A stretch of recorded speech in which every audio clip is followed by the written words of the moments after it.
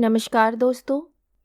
कहानी शुरू करने से पहले मैं आपको ये बताना चाहती हूँ कि अगर आप मोरल एंड मोटिवेशन कहानी सुनना पसंद करते हैं तो आप मेरे दूसरे चैनल एम्पावर द लाइफ पर आ सकते हैं। आपका वहाँ स्वागत है।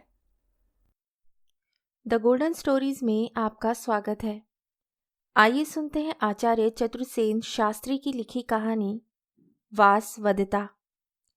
वासवदत्ता महाराज उदयन की कला पर आसक्त होकर उनसे नृत्य संगीत सीखने लगी।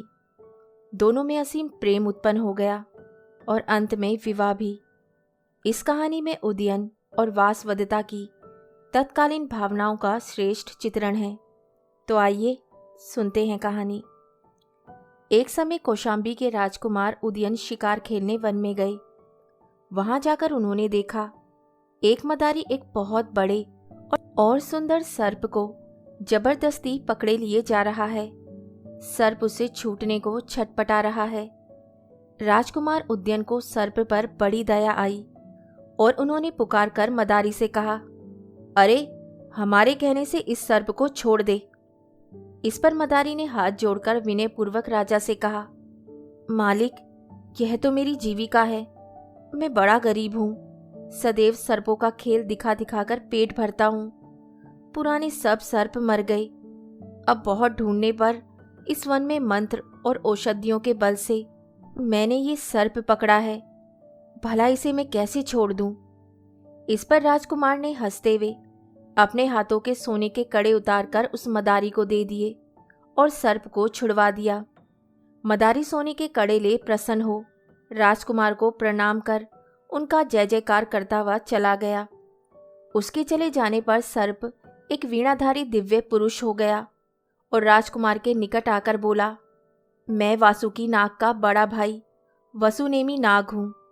तुमने मुझे छुड़ाया है और मेरी रक्षा की है, इसलिए मैं तुम्हें मंजू घोषा नाम की यह वीणा देता हूँ। यह दिव्य वीणा है। मैं तुम्हें ऐसी विधि बताता हूँ कि तुम उसे एक ही काल में 3 ग्रामों में बजा सकोगे। जब वे वीणा 3 ग्रामों में एक ही काल में बजाई जाएगी तो विश्व के सब चराचर उसकी गीत सुनकर विमोहित हो जाएंगे। पृथ्वी पर कोई मनुष्य इसे तुम्हारे समान ना बजा सकेगा। इसके साथ कभी ना मुरझाने वाले दिव्य फूलों की माला और दिव्य तांबूल भी लो, तथा मैं तुम्हें कभी मैले ना होने वाले तिलक की भी युक्ति बताता हूँ।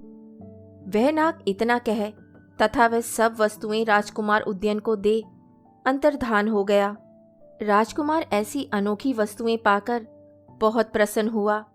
वह शीघ्र ही बड़ी दक्षता से वह वीणा बजाने लगा और दूर दूर तक उदयन के वीणा वादन की ख्याति हो गई। कुछ दिनों बाद महाराज सहस्मानिक वृद्ध हुए और पुत्र को राजा बनाकर तप करने के लिए वन में चले गए। राजा होकर भी महाराज उदयन अपने मंत्री योगंध रायण पर राज्य का सब कार्यभार डालकर आनंद करने लगे। उन्हें हाथियों के शिकार का बड़ा शौक था।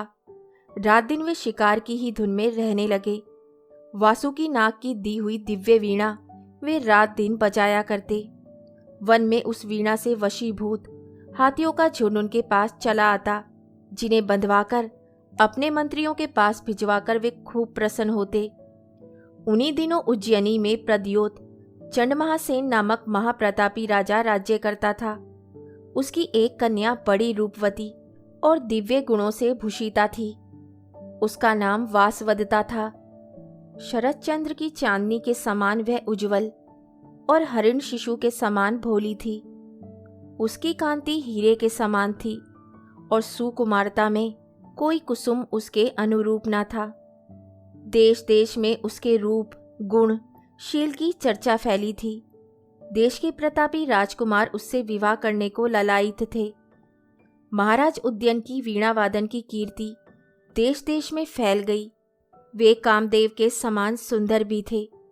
उनकी यह कीर्ति वासवदत्ता के कान में भी पड़ी। उसने बालहट से कहा, पिता, मैं भी उदयन के समान वीणा बजाऊंगी और नृत्य सीखूंगी। आप उदयन को बुलाकर उससे कहिए कि वे मुझे अपने ही समान वीणा वादन सिखाए, नहीं तो मैं जीवित नहीं रहूंगी। प्यारी पुत्री का ये बाल हट देख महाराज चंड महासेन ने उसे बहुत समझाया बुझाया और कहा, उदयन साधारण पुरुष नहीं है, वे हमारे समान राजा है। फिर वे बड़ा मानी, स्वतंत्र और बलवान भी है। हम कैसे उससे कहें कि यहाँ आकर तुम्हें वीणा वादन सिखाए? परंतु राजनंदिनी ने हट नहीं छोड़ा। उसने कहा, मैं नहीं जानती, उदयन चाहे जो भी हो, उसे यहाँ आकर वीणा वादन सिखाना ही होगा। इस पर चंड महासेन बड़े चिंतित हुए। अंततः पुत्री के प्रेम के आगे उन्होंने हार मान ली और एक संदेशवाहक को यह संदेश लेकर उद्यन के पास भेजा कि हमारी पुत्री वासवदता तुमसे वीणा वादन और नृत्य सीखना चाहती है। सो जो तुम्हें हम पर स्नेह हो तो यहाँ आकर उसे सिखाओ। दूत ने कौशाम्बी पहुंचकर भरी सभा में उद्यन को ये संदेश दिया। संदेश सुनकर सभा में सन्नाटा छा गया, परंतु राजा ने दूत का अच्छी तरह सत्कार किया और विश्राम करने की आज्ञा दी।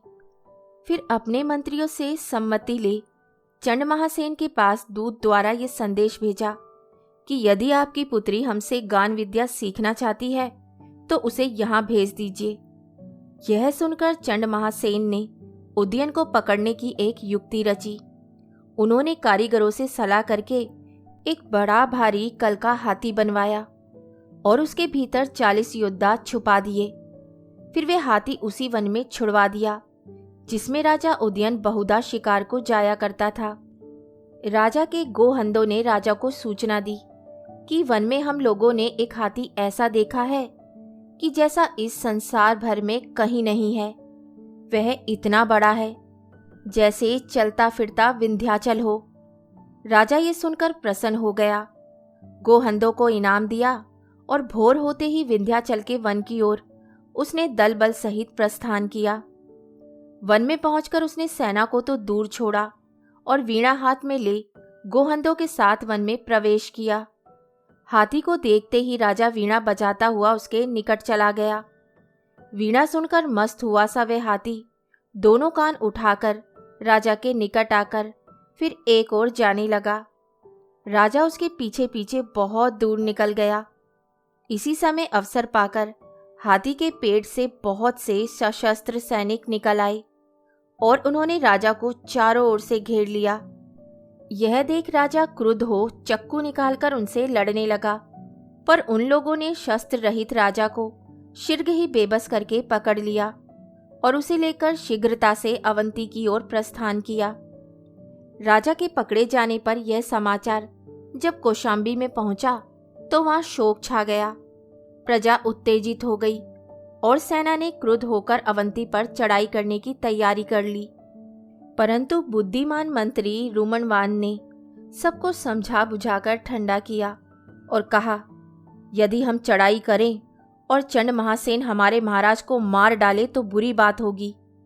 फिर चंड महासेन बड़ा बलशाली राजा है, वहां युक्ति से काम करना होगा। इसके बाद सब मंत्रियों ने सलाह पक्की कर महामंत्री योगेंद्रायण को उज्जैनी भेजा।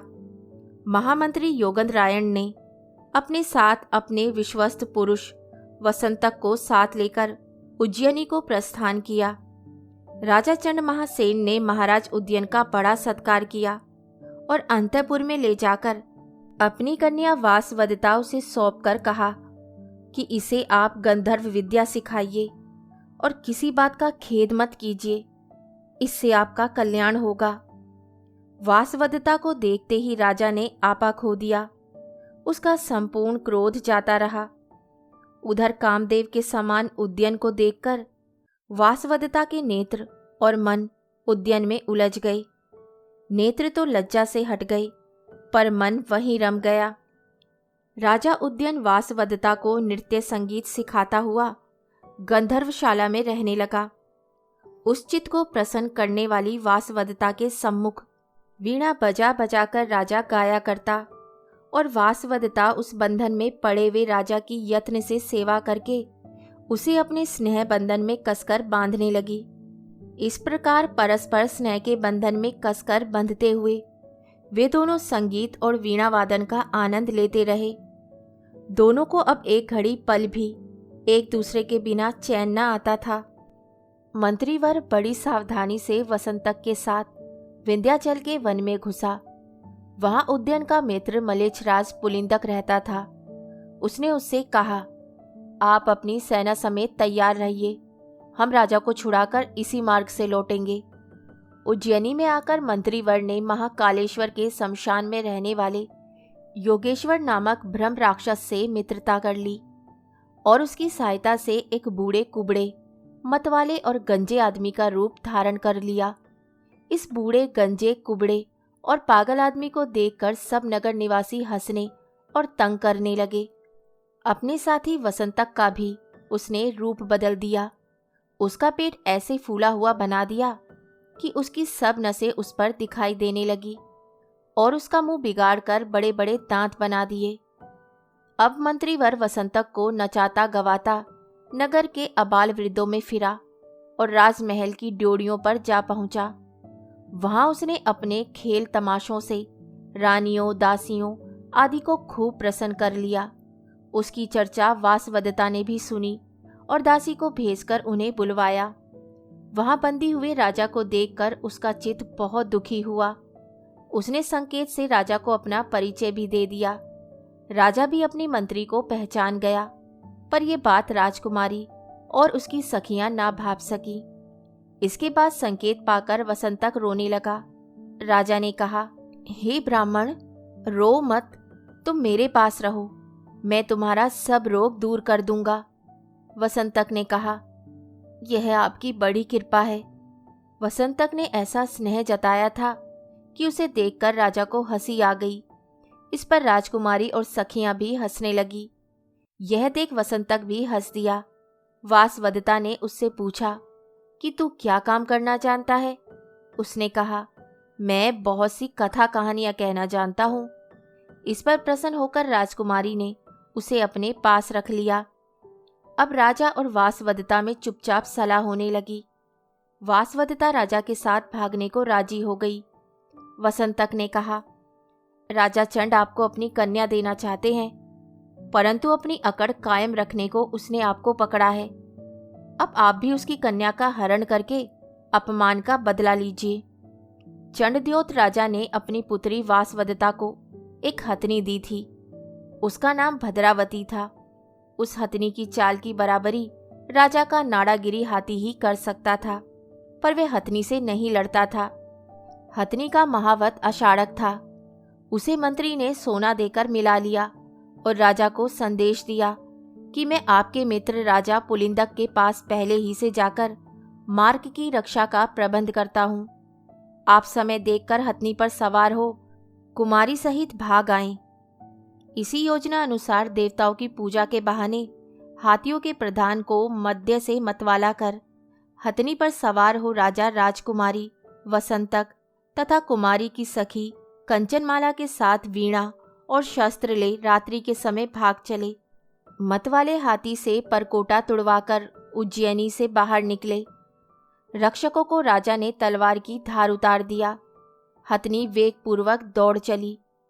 चंडमहासेन को राजकुमारी तथा राजा के भाग जाने का समाचार ज्यों ही मिला, उसने अपने पुत्र गोपाल को नाड़ागिरी पर सवार कराकर पीछे दौड़ाया। उसे राजा ने युद्ध में परास्त कर भगा दिया। हथनी ने रात भर और आधे दिन चलकर 63 योजना भूमि पार की और विंध्य वन में पहुंची। यहाँ हथनी को प्यास लगी। राजा सहित सबके उतरने पर हथनी ने पानी पिया तथा मर गई। इससे राजा और राजकुमारी को बहुत दुख हुआ। उसने वसंतक को आगे अपने मित्र पुलिंदक को सूचना देने भेजा। पीछे धीरे धीरे राजकुमारी के साथ आगे चलने लगे। इसी समय डाकुओं ने उन्हें घेर लिया। राजा ने धनुष बाण ले उनमें से अनेकों को मार डाला। इसी समय पुलिंदक और मंत्री सेना सहित आ मिले। पुलिंदक राजा को अपने गांव में ले गया।